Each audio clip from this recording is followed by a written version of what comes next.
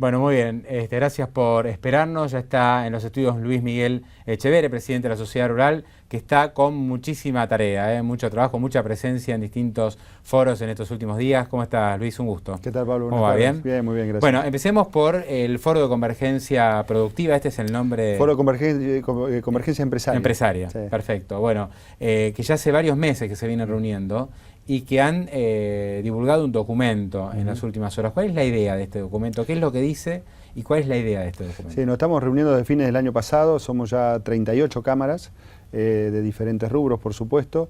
Dimos un documento en enero que nos presentábamos en sociedad, y en ese documento decíamos que, entre otras cosas, íbamos a proponer políticas de Estado para que puedan ser adheridas por los partidos políticos, para tener un marco institucional que nos contenga a todos, para que gobierne quien gobierne, todas aquellas políticas que sean necesarias que se desarrollen en el largo plazo puedan continuarse.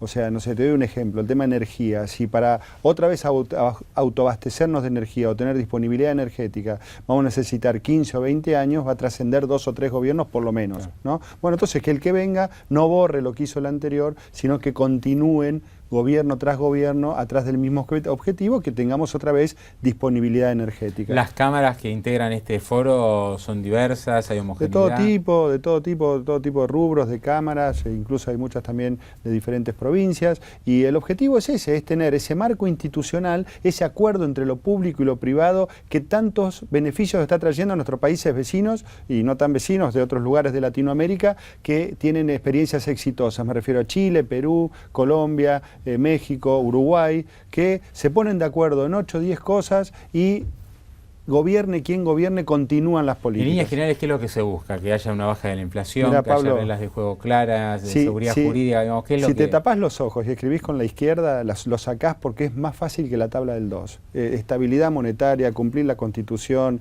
fortalecer los elementos de control, tener una política cambiaria única, o sea, un dólar único para todos los sectores, promover las exportaciones, no prohibirlas o frenarlas, no intervenir los mercados, que haya mercados transparentes, que haya vivienda digna, que haya cloacas, que haya infraestructura, o sea, que haya educación, que se combata la inseguridad y el narcotráfico, todas cuestiones muy simples y que son conceptos básicos en cualquier sociedad moderna. Ahora, creo que esto, Luis, lo que está marcando es una presencia empresaria distinta de la que por ahí estuvimos acostumbrados en los últimos años. No hablo de la sociedad rural, pero en general ha sido un empresariado que en estos años el kirchnerismo ha estado bastante opacado. Algunos dirán porque no querían confrontar con el gobierno, otros dirán porque tenían miedo de las represalias, distintos motivos, otros dirán porque nos iba bien y no queríamos decir nada, pero realmente el empresariado en estos 10 años ha estado, no digo totalmente ausente, pero sí bastante callado en relación a hacia dónde iba el gobierno, ¿no? Me da la sensación que hay una idea de romper con este Sí, bueno, la buena noticia es que hay unidad, que hay un acuerdo entre las diferentes cámaras, que vemos un futuro en común, y eso me parece que es lo destacable. Lo demás, bueno, cada entidad, cada rubro, cada cámara posiblemente ven las cosas distintas y maduran las cuestiones en diferentes momentos. Una cuestión pasó en su momento con el campo, otro con otras actividades a medida que fue pasando el tiempo, pero en definitiva los que destacamos es que hoy podamos tener un objetivo en común, que podamos unirnos a partir de lo que nos une, dejar de lado algunos diferentes criterios que tenemos, pero sobre todo ceder en beneficio del país, de decir, señores, no vayamos, esto no es una cuestión que tenga nombre y apellido o que tenga por protagonista algún sector en particular, sino que esto está pensado para el país, y aspiramos a que los partidos políticos puedan adherir a llevar adelante estas políticas, donde justamente el documento no se mete en qué manera llevar adelante las políticas, porque somos muy respetuosos. Entonces decimos, señores, hay que combatir la inseguridad. Bueno, algún gobierno lo hará con más Estado y otro gobierno lo hará con menos Estado, ¿no? O la estabilidad monetaria, algunos lo harán con alguna receta, otros con otro. Lo que sí necesitamos es que no haya inflación en la Argentina, pero no es porque nosotros solamente lo necesitemos, porque está comprobado que el que más sufre justamente es el asalariado. La intención es juntarse con los distintos referentes de los partidos, es decir... Y con el gobierno, ojalá, ¿no? Ya bueno, hoy Capitelli mismo, no ha contestado. Hoy mismo invitamos al jefe de gabinete y se va a invitar a todos los partidos políticos que tengan representación parlamentaria. Claro, pero el jefe de gabinete ya el otro día les respondió de una manera bastante fuerte, ¿no? Dijo, sí, bueno, si quieren hacer algo productivo, empiecen por no ajustar los precios o por no remarcar, algo por el estilo. Sin duda, bueno, a ver, yo creo que a esta altura ya todo el mundo tiene muy claro, incluido el jefe de gabinete, quién es responsable de la inflación en la Argentina y quién es el que no la está combatiendo, o por lo menos con herramientas eficaces. De la misma manera que está y que es el gobierno, por supuesto, que es el que lleva adelante la política macroeconómica del país, la política fiscal y la política monetaria. Lo mismo pasa con la inflación, lo mismo que con la inflación pasa con la inseguridad, con la educación, con la salud, con la falta de energía, con la falta de infraestructura, todos los problemas de este gobierno que ya lleva 11 años en el poder. Ahora, lo que el gobierno plantea es, acá el problema de los precios, en todo caso, es de aquellos que fijan los precios, que son los empresarios. Cuando hay inflación es una cadena que le queda al gobierno llevar adelante una política monetaria para poder subsanar esos problemas. Por algo, salvo Venezuela, el resto de los países de Latinoamérica no tienen inflación y muy buena parte de las empresas que trabajan en la Argentina trabajan en esos lugares también de Latinoamérica y tienen precios estables y precios a la altura de la canasta familiar local. Incluido, voy a mi rubro, al campo, la única manera de revertir y que haya más alimentos y bajen los precios también es que se produzca más. Y está en manos del gobierno, por ejemplo, en el caso del trigo, ahora que se está decidiendo la siembra, decidir si va a haber 8 millones de toneladas a fin de año o 17 millones, si es que deja las trabas a la producción o si es que las saca para que haya más producción y más alimentos. Teniendo en cuenta además que los precios del trigo han volado por la crisis de Ucrania y yo no creo que esto vaya a cambiar en el corto plazo. ¿No te das cuenta? La Argentina oportunidad tranquilamente puede ser un sustituto a lo que Ucrania pueda llegar a no producir. ¿Te das cuenta? Mirá, diste en un tema espectacular. La oportunidad que tiene Argentina. Problemas políticos en Ucrania. Del puerto de Sebastopol salen 9 millones de toneladas de trigo que abastecen sobre todo al norte de África. Recordarán todos qué pasó cuando faltaron alimentos en Egipto, ¿no? Hace un año y medio antes, la crisis política.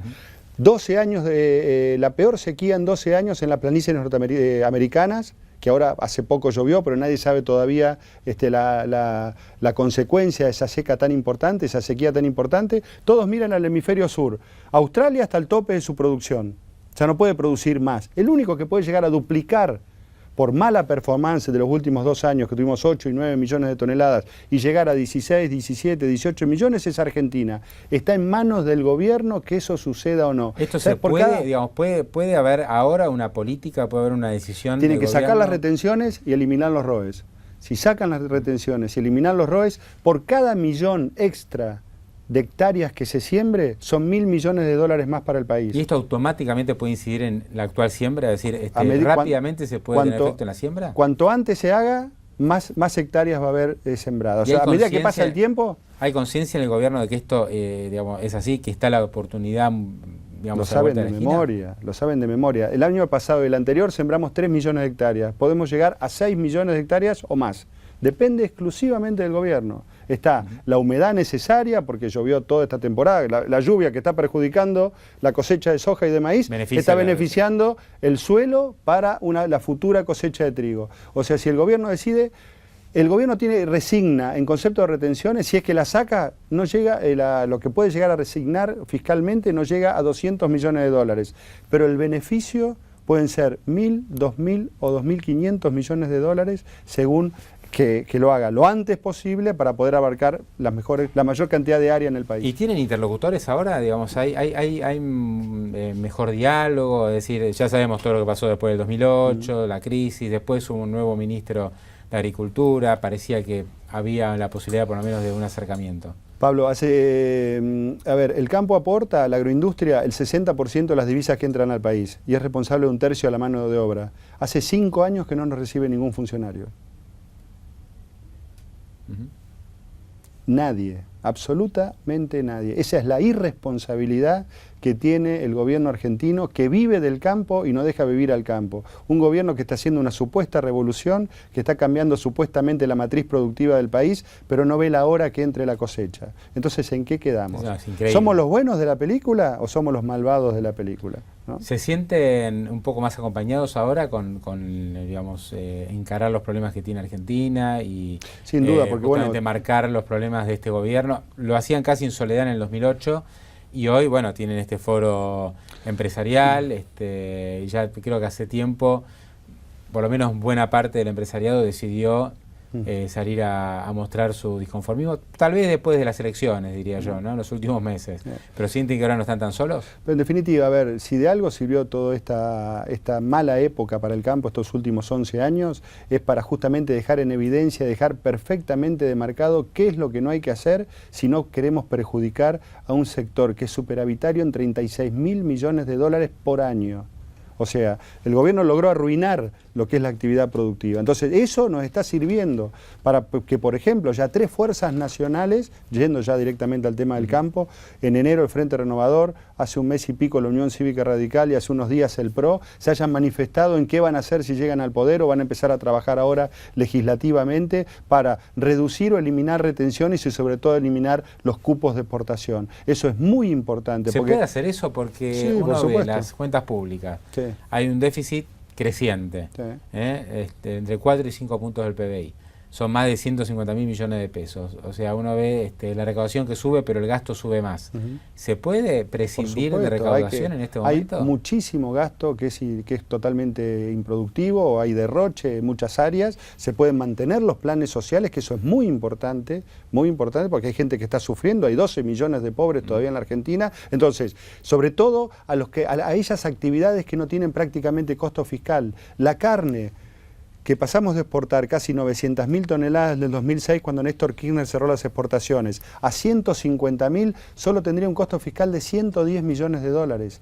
Nada, Pablo, para lo que es la Argentina. El trigo, como te dije recién, no llega a 200 millones. Las economías regionales, otro tanto. Destrabando eso, ya se pone en marcha buena parte de la producción argentina, junto con el maíz. La soja, ¿qué propuestas tenemos? Por ejemplo, algunos dicen no sacar las retenciones, otros de ir reduciéndolas, en el caso del PRO, 5 puntos por año hasta que se extingan. O sea, hay conciencia... Es mucha plata, igual 5 puntos por año. Hay conciencia fiscal, bueno, pero todo eso se suplanta por mayor producción. El campo el año pasado presentó su potencial. De 100 millones de toneladas que estamos trabados, anclados en los últimos 5 años, hoy el campo tiene potencial para producir 160 millones de toneladas en el caso que no tengamos las limitaciones que tenemos hoy. Y por otro lado, impuesto a las ganancias. El que más gana, más paga. Y eso es también, en el caso de lograrse que se destrabe la actividad y poder lograr los 160 millones de toneladas, son miles de millones de dólares que seguiría aportando el campo a la economía. Le quería preguntar por un tema un poquito más técnico, que es la decisión de la Corte Suprema en relación a las retenciones pesqueras, ¿no? Consideró inconstitucional que el gobierno fije las retenciones y estipuló sobre todo que las retenciones son un impuesto y que la potestad de fijar las retenciones pasa por el Congreso. Exacto. Y no por un decreto del Poder Ejecutivo. Esto de, digamos, que va específicamente sobre la pesca, ¿esto se puede trasladar al resto de la actividad agropecuaria? Pues es un tema sin duda muy sensible, ¿no? No, lo dijiste muy bien y es tal cual. O sea, es clave para nosotros que la Corte Suprema haya dicho claramente que las retenciones son un impuesto. Porque el gobierno lo quiso vender como que eran política arancelaria, aduanera o de intercambio comercial. Es un impuesto. Y también dijo la Corte, al ser un impuesto solamente puede ser determinado por el Congreso. Entonces, como esto no fue determinado por el Congreso, es inconstitucional. Y claro, y de aquí en más, todos los juzgados de la Argentina tienen que tener en cuenta este fallo de la Corte para poder determinar sobre los reclamos que haya. En el caso de la Sociedad Rural Argentina, ya en el año 2011 interpusimos una acción de inconstitucionalidad que está en etapa de prueba, justamente en la misma línea que acaba de fallar la Corte. O sea que ustedes ya tienen recursos presentados que van en esa misma dirección. En el año 2011, la Fundación Sociedad Rural Argentina... ¿Hubo algún fallo a favor en primera instancia de esto? No, hasta ahora no, estamos en etapa de prueba. Tuvimos la Fundación Sociedad Rural Argentina tiene un colegio agropecuario en la localidad pampeana de Realicó, que tiene una fracción de campo donde producimos soja desde el año 2006 y a partir de eso, porque hay que demostrar el daño... O sea, como productores. Como productores, claro, porque hay que presentarse. Cámara. No como cámara, hay que presentarse como productor y demostrar el daño. Bueno, nosotros nos presentamos con productores, dijimos qué daño entendíamos nosotros que se nos estaba causando a partir de las retenciones, hicimos esa acción. ¿Y quieren que el fallo de la Corte sobre pesca podría tener injerencia directa en la decisión de los jueces? Por más que sea sobre pesca, lo que habla es que las retenciones son un impuesto y un impuesto solamente puede ser determinado por ley. Está bien, pero si el gobierno tiene que cobrar todas las retenciones aplicadas del 2002 hasta ahora... pero si está mal aplicado y es inconstitucional... Mira, tarde o temprano los errores hay que pagarlos, ¿no es cierto? Ahora, en el caso, por ejemplo, cuando fue el fallo no la decisión, el voto no positivo de Cobos, fue 2008, eso tenía que ver con retenciones móviles. Exacto. O sea, como que era otro tema, ¿no? Era otro tema, claro, imagínate, nosotros estamos pagando hoy 35% de retenciones a la soja, 32% al girasol, 23% al maíz, al trigo, perdón, y 20 al maíz, y 15 a la carne. ¿Qué pretendía el gobierno en aquella época, que fue la lucha del campo? Que a medida que subiera el precio internacional, subiera el porcentaje de retenciones. Hoy estaríamos pagando más del 50% de retenciones. Claro, porque el precio internacional está en el orden de los $550. Exacto. O sea, cerca de los $600 que generaron aquel proyecto. Aquella crisis, aquel proyecto.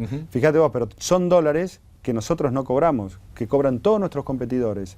O sea, el productor boliviano, el paraguayo, el brasileño, el uruguayo cobra esos $540, $550, que es el precio de Chicago, menos el flete y los gastos de comercialización en dólares de verdad. Hoy el productor argentino está cobrando 2.400 pesos la tonelada puesta en el puerto Rosario, que tiene 20, 30, 40, $50 de flete según nos está produciendo. Está bien, pero muchos de los que nos están viendo dirán, ¿de qué se queja el campo? Le pusieron el dólar a 8, el gobierno devaluó justamente para favorecer las liquidaciones del sector.